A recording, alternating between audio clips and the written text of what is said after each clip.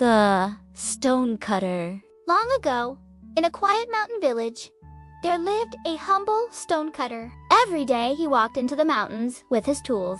He would chisel big blocks of stone from the cliffs and carry them down to the town below. The stonecutter worked hard, but he often sighed to himself. My job is so tiring.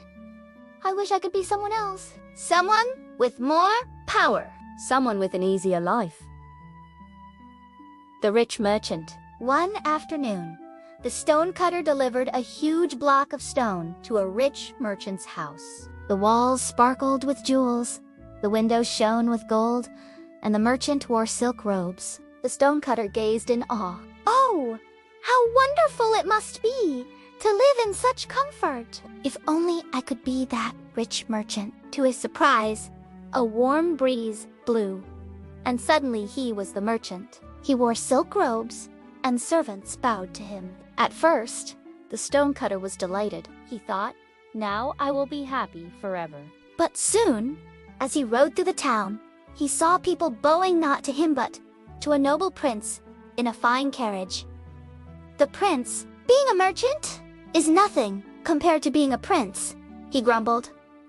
I wish I were a prince. At once, his wish came true. He sat in a golden carriage with a crown upon his head. Guards marched before him, and the people bowed low. This is power, he thought proudly. But then, as the sun blazed in the sky, he grew hot and sweaty. Even the prince's crown could not protect him. Everyone, even the mighty prince, was helpless under the burning sun. The sun is greater than the prince, he realized. I wish I could be the sun. And in a flash, he became the sun. He shone brightly, pouring golden light across the land.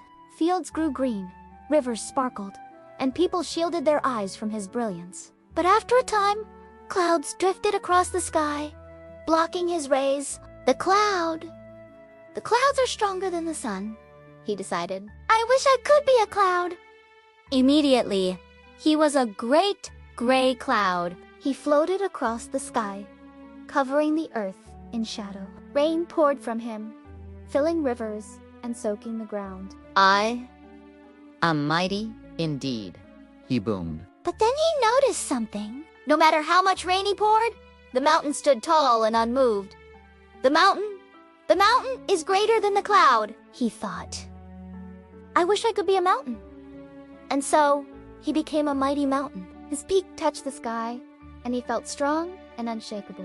But one day, he heard a tap. He looked down and saw a small man chipping away at his side with a hammer and chisel. It was a stonecutter. Back to himself. What? Cried the mountain.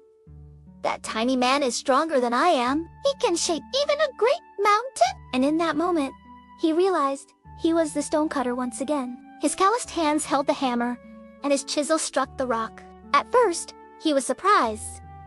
Then slowly, he smiled. All this time, I wanted to be someone else. Yet in the end, the stonecutter is the one with true strength. I do not need to be anyone else. I am enough. From that day on, he no longer wished to be anything but himself.